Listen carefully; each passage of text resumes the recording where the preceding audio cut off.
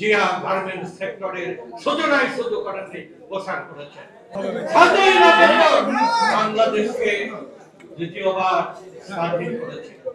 ঘটনাক্রমে শহীদ জিয়া ক্ষমতার পাদপ্রদীপে আসে।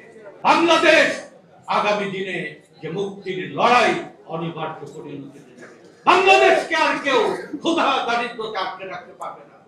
আর সৈনিকেরা একইভাবে জনগণের সেই অধিকার এবং দাবির প্রতি সম্মতি প্রকাশ করে এক গভীর ষড়যন্ত্রের সময় 15 আগস্টের ঘটনার পরে 3রা নভেম্বর, 4ঠা নভেম্বর, 5ই নভেম্বর, 6ই নভেম্বর বাংলাদেশ বিপন্ন হবার এক মুহূর্তে সিপাহীরা বিদ্রোহ করে জনতার সাথে মিলিত হয়ে সিপাহী জনতার এক বিপ্লব সংগঠিত করে যার নাম 7ই নভেম্বর বাংলাদেশকে দ্বিতীয়বার স্বাধীন করেছে।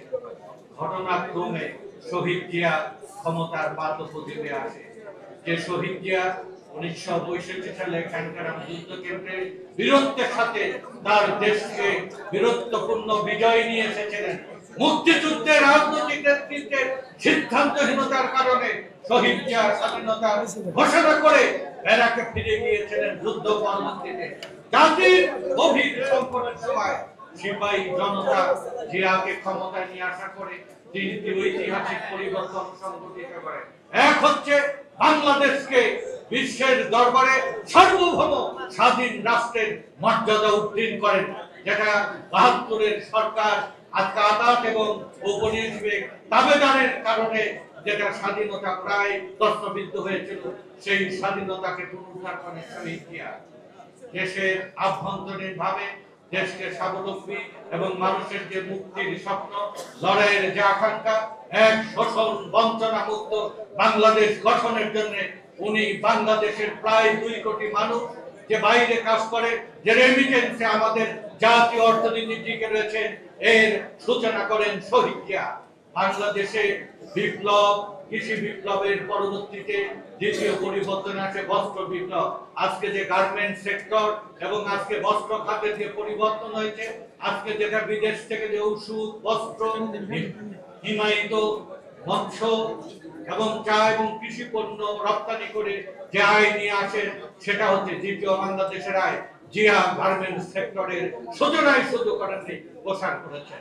1972 সালে দুর্ভিক্ষের স্বাধীনতা পরবর্তী 6.5 লক্ষ মানুষ মৃত্যুবরণ করেন। এই 6.5 লক্ষ মানুষ, 7.5 কোটি মানুষের মধ্যে 6.5 লক্ষ মানুষ মৃত্যুবরণ করেন। গণঅভ্যুত্থান শ্রমিকের রক্তে ভেজা আজকে রক্তভিত্তিক পথে এসেছে। 90-এর আন্দোলন যতক্ষণ পর্যন্ত আজমজি, টঙ্গী এবং অফিস আদালতের শ্রমিকেরা না এসেছে, নজরুল ইসলাম খানের নেতৃত্বে স্কপ গঠিত হয়ে সে আন্দোলন সফল করেছিলেন।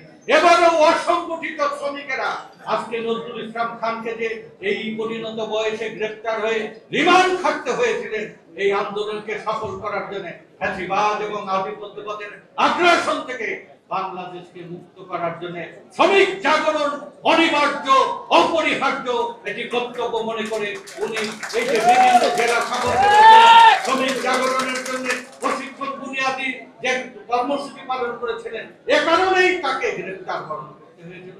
বাংলাদেশ আগামী দিনে যে মুক্তির লড়াই অনিবার্য পরিণতিতে যাবে।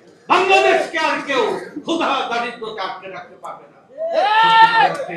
বাংলাদেশ একটি আধুনিক রাষ্ট্রপতি নিরাপদ বাংলাদেশ গঠনের যে লড়াই শহীদ জিয়া ঘোষণা দিয়েছেন, 7ই নভেম্বর শহীদ জিয়া আর আমাদের এই শ্রমিক জাগরণ মিলে আমরা যে স্বপ্ন পূরণ করব, সেই কথা বলে আমাদের মধ্যে আমি অনুরোধ করব, এই যে 7 কোটি 35 লাখ শ্রমিকের 1% হয় 7,35,000।